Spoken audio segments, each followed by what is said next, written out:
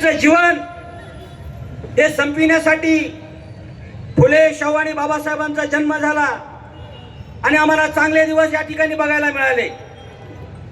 आम्ही हयात असताना, आम्ही जिवंत असताना, शिकले सवरलेले असताना, चांगल्या चांगल्या हुद्द्यावर असताना जर हे आम्हाला सरकार छळू पाहत असेल तर आम्ही काय हातामध्ये बांगड्या भरल्यात का काय? जिस बाप के बेटे लायक होते हैं उस बाप की इज्जत होती है, जिस बाप के बेटे नालायक होते हैं उस बाप की इज्जत होती नहीं है. आणि म्हणून आम्हाला आमची लायकी सिद्ध करायची आहे. मी रोहिदास बनसोडे राष्ट्रीय चर्मकार महासंघाच्या माध्यमातून महाराष्ट्रातल्या चर्मकार समाजाच्या वतीनं या महाराष्ट्र सरकारला आवाहन करतो, आपल्यामध्ये दम असेल तो उपवर्गीकरण करूनच दाखवा. बाबासाहेबांची औलाद आहे. तुम्हाला माहित असेल आम्हाला हिंदू धर्म पाहिजे नव्हता तरी बाबासाहेबांना रामाच्या मंदिरचा सत्याग्रह केला. आम्ही करून दाखवलं आणि पुन्हा सांगितलं चल तुझ्या रामाची आम्हाला गरज नाही, धर्मच बदलला. तुम्हाला काय वाटतं आम्हाला माहित नाही. उपवर्गीकरण करायचंय, उच्च न्यायालयाच्या दिलेल्या आदेशाप्रमाणे करा.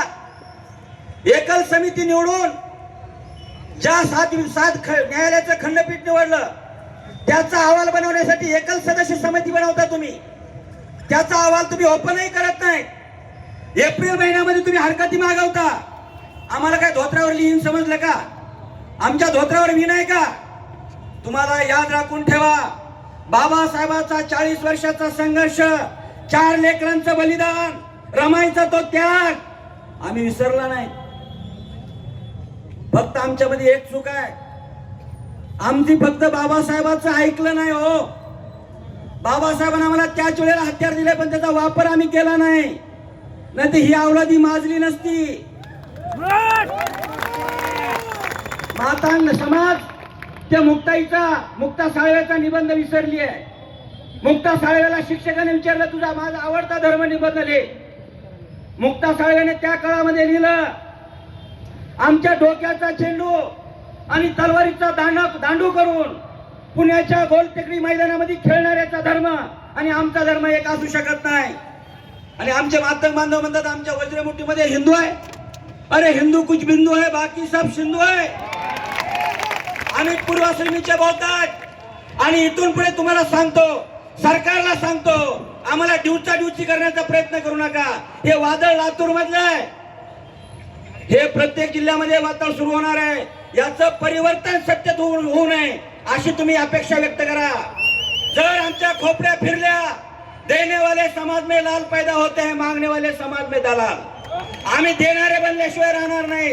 म्हणून देवेंद्र फडणवीसच्या सरकारला या विचार मंचावरून चर्मकार समाजाच्या वतीनंच नाही तर या महाराष्ट्रातल्या भीमानयाच्या वतीनं आवाहन करतो, आम्हाला सुखानं राहू द्या. हजारो वर्षापासून तुमचा अन्याय आणि अत्याचार सहन केलाय. आमची मानसिकता अन्याय सहन करण्याची नाही.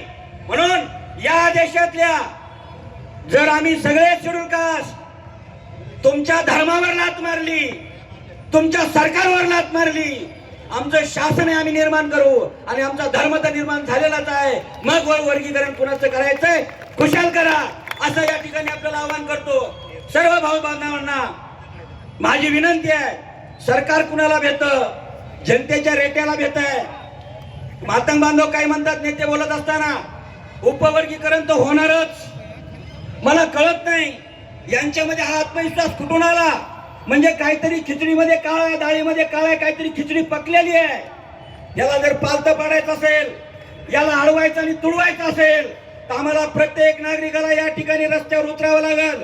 मी या माध्यमातून महाराष्ट्राच्या तमाम चर्मकाराला सांगू इच्छितो, 77 वर्ष या बौद्ध समाजाने आमचं रक्षण केलेलं आहे. या देशातल्या बौद्धांनी या देशाच्या चर्मकाराचं रक्षण केलंय, मातंगाचं केलंय, पारध्याचं केलंय, मांगरवड्याचं केलंय.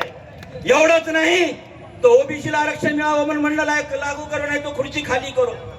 मंडळ आयोगाच्या माध्यमातून ओबीसीला आम्ही सांभाळले. आता आमच्यावर वेळ आलेली आहे. हे सरकार बौद्धाला एकाएकी पाडू पाहत आहे. परंतु आम्ही बौद्ध समाजाचे ढाल बनलं पाहिजे. पहिला गाव आम्ही आमच्या खांद्यावर छातीवर घ्यायला तयार आहेत. म्हणून सरकारला मी या ठिकाणी सावधान करतो आणि थांबतो. जय भीम, जय भारत.